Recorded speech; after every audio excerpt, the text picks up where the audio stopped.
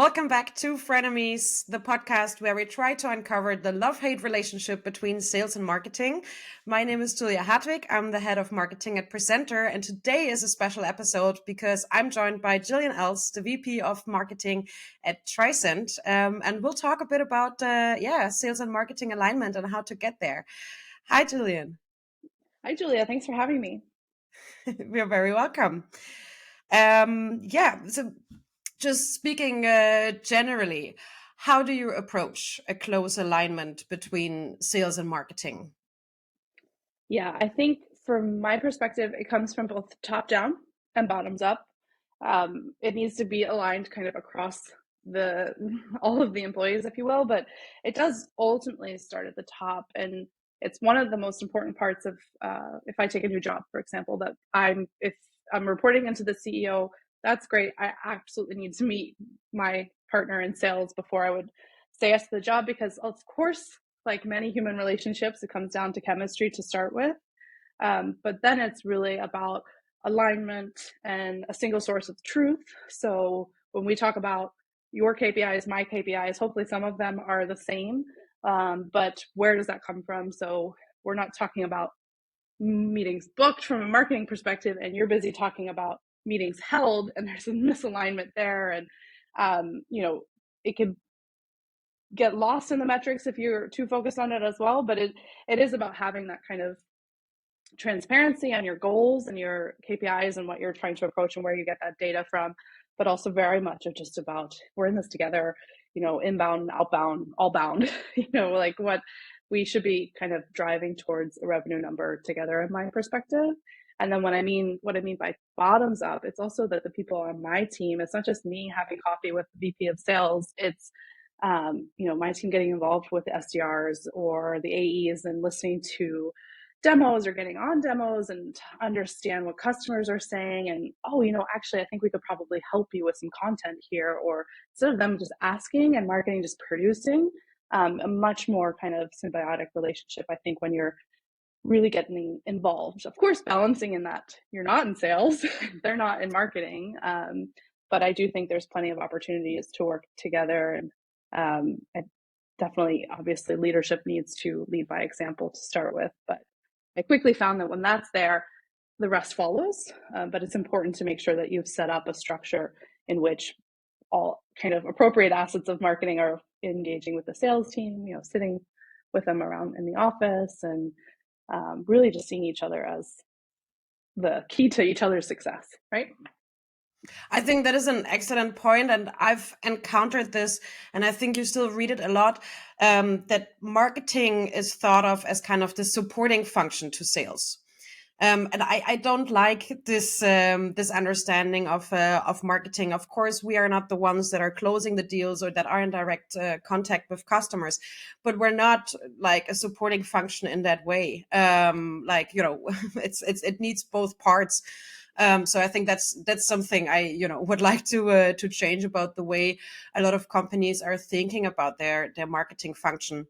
But I also think you made an interesting point with, the KPIs and looking at things together. That's why I'm a big fan of playbooks or however you want to, approach this standardization. But it's so important that we all talk about the same numbers, and it's like, what do we actually want to look at least on a day-to-day basis? Is it meetings booked, meetings held, or what are the KPIs we want to look at?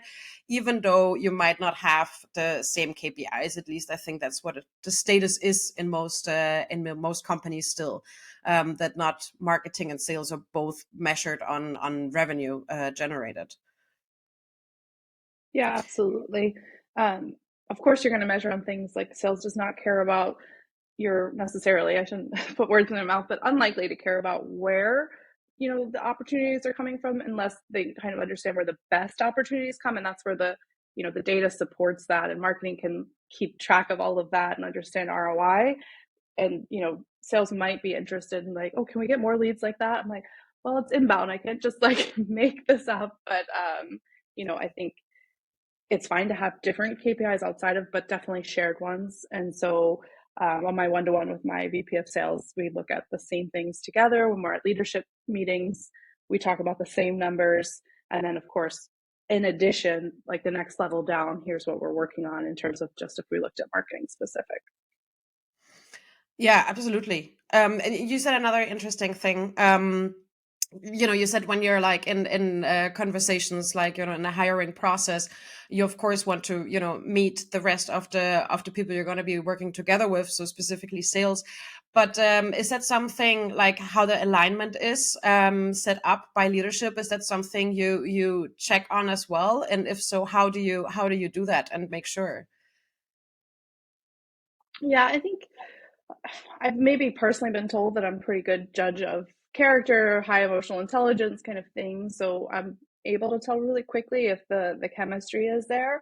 The chemistry is there, then it's an easy conversation to have. I think all sales leaders are interested in working with marketing. I've not really run into one who's like, no, just you do you and I'll do me.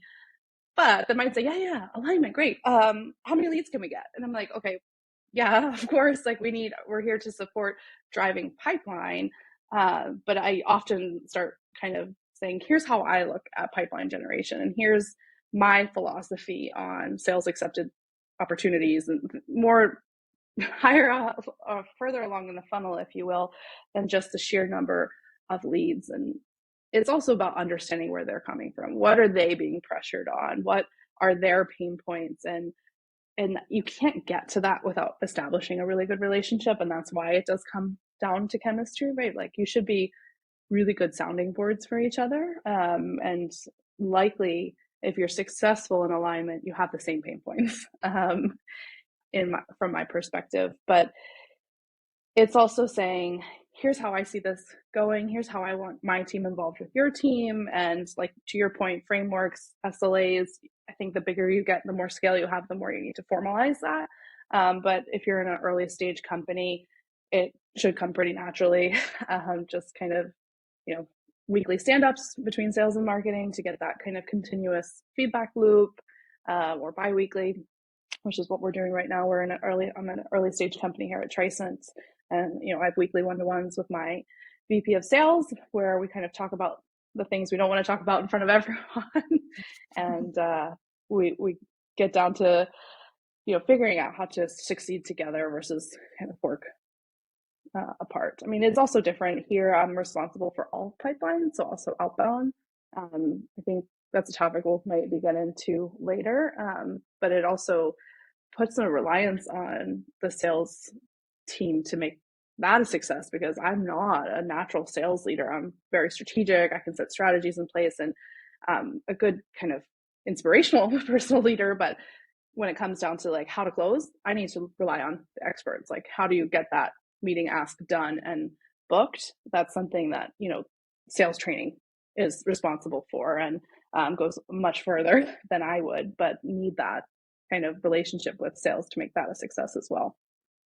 Yeah, absolutely. And so you talked a bit about the kind of meeting setup you have to ensure close alignment. So you mentioned you have a one-on-one with the VP of sales, and then your team also has, together with the sales team, bi-weekly meetings. So this is kind of the meeting Yeah. structure you have, if I understood this correctly, to really get aligned and have lots of communication and the space to actually give feedback and draw things out together. Yeah. And I think there's always macro things going on in the company that sales and marketing can align on together as well. But it's been an interesting progression in terms of, okay, marketing comes to the meeting, we've got prepared, here's all the things we've done, here's what we're working on, here's what's to come. And sales just sits there and listens and might say, yeah, leads from that was crap. I'm like, okay, thanks. Yeah, But that's it's lovely feedback. evolved, Always right? goes over well. Yeah, it has evolved, and it's much better now. They're coming in, and it has actually taken the fact that I'm like, look, marketing signing up to this many opportunities, this much pipeline that should lead to this much revenue, and we're going to help you along that way because you need to close that revenue. So we also need to carve out time to work on how can we accelerate deals, how can we help you build a sense of urgency. But we, quickly just kind of went more into like, here's where we're tracking against goal, here's the gap we need to make up, and here's how I'm hoping, we could get some feedback from you guys specifically on these 3 points. So we've gotten much more specific as that relationship has evolved. I've been here 6 months. And oftentimes when you come in as a new marketing leader, you might be in there to solve a challenge or to come into a broken sales and marketing relationship, or just one that's just not established yet. So it's not from day one, right? You're not going to win the hearts of sales from day one, nor are they're going to win my heart from day one either. So it's a two-way street, but it's been a really great progression in the company I'm at now. And the company I was at previously, like that was the dream team, as we called ourselves. Back to your point about marketing as a support function, I think, yeah, in a lot of ways, marketing is there to support successful sales. We're not order takers. I think we're there to help them figure out how to be more successful and to figure out the ICP and how to carve out where we're, have a very high propensity to win and figure out the content that supports that along the way. But it's also, in the US, we call this alley-oop, which is a basketball term, where someone sets up a layup and then, someone dunks it. Like that's sales and marketing for me, right? Like we're going to get it so far. I think where the friction can start to exist is if marketing's not feeling recognized or valued for getting things that far in the modern kind of B2B buying process. Marketing is taking on such a bigger role of sales because we're an increasing amount of millennials in the workforce that don't really want to talk to people until we absolutely have to. We're doing all our own research, and marketing needs to own that. So it is becoming, and maybe it's just a natural evolution of sales and marketing, is because of this buyer's journey. It's forcing us to be closer together. But I do see it as partly a support function, but also definitely kind of setting up sales for success. And meetings structure that can evolve, right? And but setting kind of the agenda of the meeting to being more goal focused has been really helpful and has put us on the same page instead of just like a laundry list of marketing initiatives, because they zone out if you start to do that, right? But it's also Yeah, having coffee together and hanging out at the happy hours together and getting to know each other personally. And that's not something that happens in a meeting room. that's true. Yeah. And I think for me, one point that you mentioned, with the feedback of, yeah, the leads were shit. But also when it comes to setting meeting agendas, I feel like, there's a lot of expectation management involved. So for me, it's also the more I brief the sales team on leads coming from certain events or activities, the more clear they are on what they can expect, right? So, if I make clear, hey, this is an event and this is what happened. So yeah, the leads might not be the hottest leads you've ever talked to. That is also not what the purpose is. How can we split them out? Do you really want to, get in contact with all of these? Should we, nurture the other ones? And how do we handle this? So again, crossing this collaboration, and through that, this kind of feedback gets less and less because there is more communication and more alignment on, okay, what are we looking at? And like, I'm fully aware that these leads aren't ready to buy right now. This is not Yeah. where they're at in their journey. Well, and that just goes back to like, let's stop talking about leads for the love of God. Like, and that we haven't talked about, but that also comes from that top down. That is a marketing and kind of C-suite alignment. So if the culture is leads, that's something you need to change pretty quickly. And from my perspective, at least, that we need to be talking about opportunities and pipeline in order to meet the revenue goals. Because, it's no secret that maybe if you're lucky, 5% of your target market is in market for your solution. And Yeah. these days it's probably a lot less than that. I mean, we've Yeah. been riding high on a wave of software buying and productivity, and now everyone's being much more scrutinous on their spend, and is this a nice to have? And I think it's really important that, yes, you're working on your brand awareness and your kind of demand generation versus demand capture. There's always a balance, but if the culture is leads, that needs to kind of stop because then you're, to your point, going to keep having these conversations But I think, like you said, if you brief them, say, well, we did add 170 people to our database. No, you're not allowed to call them. But, we showed face, we had good conversations. It doesn't make sense to follow up. You don't want to talk to people that don't want to talk to you. Especially also because some of us are in companies that are kind of creating categories and trying to, create a blue ocean, but it's difficult if there's nothing to compare yourself to. If you're not like, oh, we're just like, this company, but for this. If you don't Yeah. have that, none of your leads are going to be hot because you're going to be having to educate them. And, there's very little inbound until you've had a chance to educate the market. So there's lots of different elements that would make that a little bit more tricky in terms of when you talk about leads and when you talk about opportunities. But ultimately, I think it's really about what's moving the needle. And it could be that it's few of them, but if they're able to close them, then that's a much, much better use of their time. 100% agree. Yeah, I mean, yeah, we all need to be efficient. In this time, teams have gotten smaller. We are working with smaller budgets and more limited resources, so we need to ensure both in marketing and sales that everybody is really working on the activities that actually, as you say, move the needle and generate revenue. But as you mentioned outbound, I think it's fantastic that you are also in charge of outbound, but I think it's not the usual case that marketing also sits with outbound, and I think there are a lot of advantages of that. But how do you see that balance, and where you kind of focus? Because obviously outbound is not, conversion rates are fairly low, and it's not the most impactful activity, even though it's important. But yeah. Yeah, I mean, again, it's one of those it depends answers. But where I am for now, for example, I'm at an early stage category creation, kind of need to educate the market. I think it absolutely makes sense for outbound to sit with marketing because I see it as a right hand to our efforts of kind of getting out there, getting awareness, because you can build great content. You can, try and squeeze whatever demand might be out there in some shape or form, but you really need to kind of get your name on the map, if you will, and you can go to events and so forth. But I think outbound is a challenging but important aspect of that. So it might be a little bit demotivating that, no, we didn't book the meeting this time, but at least they know who we are. And when they run into that pain, they didn't, oh, yes, this was annoying. Actually, there is a solution for it. Someone called me 3 months ago about it.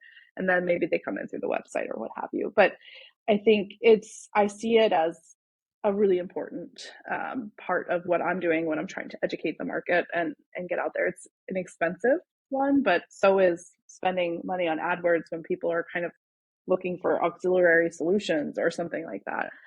Events are expensive. Everything's expensive, but I do Yes. think this pays dividends. And when you own the entire pipeline drive, you have much more control over how you spend your resources and where you put money. And do I need another SDR, or do I need to increase my advertising budget and watch that evolution over time? I've also worked in organizations where the SDR notion has just been this rock star setup where it's just, very highly automated and kind of is the feeding channel into the sales team and so forth. And there I'm like, I don't know that I need to raise my hand to kind of be managing that, but definitely involved in it. And, we, in that, my last company, that was that, right? We had 2 SDRs for every AE, and that was an engine that just really ran. And marketing's kind of role in that was, weekly stand-ups. Here's what's going on. Here's, if you can't get them to book a meeting, here's some other things you can do. We wrote their email sequences and helped adjust those. So my team was heavily involved in, we had outreach.io, or I think that's what it's called, at that stage, and kind of looking at which sequences booked best and, optimizing and so forth. As marketers, we're born to test. Sometimes you might see this in a RevOps function, which is kind of agnostic to teams, but marketing obviously has a power with words, hopefully at least. So we were still involved, even though I didn't own that part of the pipeline drive. And at the end of the day, it was still a revenue number. And you have to be honest as a marketing leader also to look at your own cost of acquisition versus, what's the cost of acquisition through the SDR channel. And if you can get that lower through SDRs, then yeah, you need to hire more SDRs. But there will always be this conversation to be had, and the dynamics will change. So I don't know that I'm the person to say, yeah, marketing should always own outbound. But it does make sense where I am right now, and I enjoy it. We're working both in-house and with partners to do it. So that's its own challenge. But I've seen it work. And as you mentioned SDRs, where do you see? I mean, obviously that depends very much on the company setup, and you used to say that the structure. But where in the hierarchy kind of do you see SDRs sitting? Because there are companies where SDRs are actually sitting with the marketing department, and others where they're sitting with sales. So, what is your viewpoint on that? Yeah, I think I've tried it, like I said, both ways. Even in my last company where there was a kind of clear SDR structure and sat with sales, we had an inbound SDR for a little while because we felt like it was such a niche kind of role, and that when you're inbound, you can't start like talking to them in the same way. Like you have to kind of have an accelerated conversation because they're likely done a lot of research and to some degree annoyed that they have to talk to an SDR before getting to an AE. I think there is always going to be a natural benefit for them to sit, at least maybe physically, around sales in that energy and that kind of atmosphere. Is a grind. It's not a thankful job. It's not for Yeah. everyone. It's really difficult. I've actually learned how to be much nicer to people calling me if I pick up the phone. Yes. But it's not, you know, an easy job. And I think that sitting with sales, and ultimately you find that most of them will want to go into a sales role. That's what they've tried, and they can either cut it or they can't. Or then maybe they might want to go into RevOps or something else auxiliary. We've also had SDRs in my old company that came into marketing, and that was some of my best marketers. Yeah, I've But seen it a lot as most well. of them most of them did want to go into sales, right? That they saw that as a natural path. So in that regard, it does make sense that they kind of sit in the sales organization. Um, but yeah, like I said before, it can work sitting in marketing as long as marketing has a really good relationship with sales and can get the resources in terms of kind of sales training and enablement for SDRs to keep the motivation, because they're probably maybe 1 out of 10 is looking for a promotion into marketing. But most of them would be like, look, I'm doing this really hard work because I think the carrot is an AE position. Yeah. And what I mean, we all agree on that sales and marketing alignment is really important. But where do you really see the main benefits of being closely aligned and pushing towards a common goal together? Yeah, I think the first symptom of a successful sales alignment would be deal velocity increases, right? Your The more aligned you are, the more kind of propensity to buy there will be in the kind of opportunities you're driving, and you'll get the feedback faster, so you'll know how to kind of optimize for that. You're going to have better customer experiences. CX is going to be happier because it's going to be the right person that's gotten into their hands. And we haven't talked about that as well, but there also needs to be an alignment between sales and CX, and not just throwing customers over the fence. The Yeah. topic for a different day. But I think you will see that you'll probably see more quote unquote raving fans because you've really catered the experience to them to be the best one for the customer, not for sales versus marketing. You'll see happier teams, sharing the glory, like marketing getting just excited about deal closing as sales almost, right? And also together and failing, like when we don't hit it right or whatever, like it's still a team sport. So I think that's some of the benefits, and ultimately for talent retention, and like I said, maybe you do have salespeople that would be really great marketers. Look at Devin Reed from Gong. He started, I think, as a BDR, but he was definitely in sales and became their head of content, and he's kind of one of the kings of content in that space, if you will. So there's a lot of benefits because SDR, like we mentioned, is a hard job. There's a lot of churn in that, but you could find some really good diamonds in the rough to kind of find other places for them in the organization. So I think those are some of the benefits. Is definitely just talent retention, growth expansion, faster deal cycles, hopefully higher ACV as well, and ultimately a much better and smoother customer experience. Yes, and I think also when you have this close alignment, and as you say, like, it goes in meetings, but also actually getting to know each other better. I mean, one thing I've seen use it as well of like, your respect for SDRs, but also AEs just increases. And that goes both ways, right? So also the sales function understanding that marketing isn't just, writing a post for social media, but there goes way more thought and strategy into it. And there is a reason why, we do this and we have the skills for this part. So I think that's a massive upside, as you said, that also goes into employee happiness and lots of other Yeah. areas. We actually did a cold outbound day as a company, but I just think it's something I will probably do with any team I have. Like, put yourself in their shoes. It's one thing just to sit in on a demo, but when you're actually trying to cold call someone or, really kind of make the ask, like, it's a hard thing to do. And it definitely increases that respect for the position, right? I think we, in theory, know it's hard because we, in theory, know how difficult it is to get through to someone like ourselves. But before you actually kind of do it and do it for a whole day, I think it's this kind of foreign object. And then actually having tried it is a big thing. I don't know what the equivalent it is. Maybe we could talk about that, of what they could do in marketing without throwing just a shit ton of acronyms at them. Make this work better. But yeah, I think, like you said, that more aligned you are, that mutual respect just continues to grow. No, but I love hearing that. I implemented exactly the same thing, like call out days for the entire company. And I hate talking on the phone. Like, there's a really good reason why I'm not in sales. But I think it is so important. And also, like, actually, for all departments, it's such a big learning, because in marketing, product marketing, you can learn, okay, do our value propositions actually work? Do people understand? Like, do I feel like, is this really well phrased? Like, does this actually in reality work what I thought out?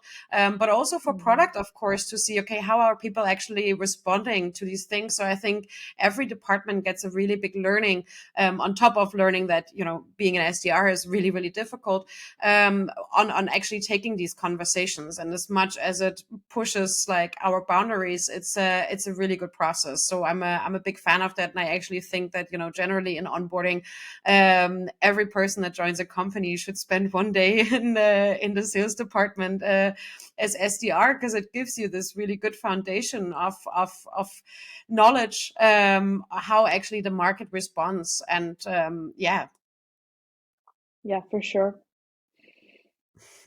So what challenges you about, working closely with sales and having this communication and alignment and being very involved there? Oh, I think it's probably the usual things that will always frustrate marketing, CRM hygiene and all of these Oh, things, and yes. constantly kind of needing to, like, okay, what's in it for you? I mean, it's something you continue to have to practice. And even though you think, all right, we're aligned, so you know that everything I do is to ultimately benefit us, but sometimes you still need to kind of like put it in perspective. And that can be tireless sometimes. It's also just about, yeah, there's only so much marketing can do sometimes. And if a rep's not meeting quota, they're sitting in a different space. And, kind of being able to recognize that and meet them where they are. Typically, to be a good salesperson, you have, I think there's probably maybe two or three personality types. Some of them are harder for me to kind of balance with than others. But yeah, I think, especially if you get new people in, right? They're coming from a different organization and they're back to the whole, where are my leads conversation. Or um, sometimes they're so ambitious and that's so great. And you're like, that's great that you want to hire a lead scraper through Fiverr. We've got these things going on. I promise you, we're working as hard as we can to kind of build the pipeline and just kind of of like, thank you for your interest, continue to have that passion, but also respect the process and but also, yeah, to myself saying, well, what's the harm? And some, like, I don't know if that's the best example, but like, oh, you want to do that? Sure. Just if you want to run with it, that's fine.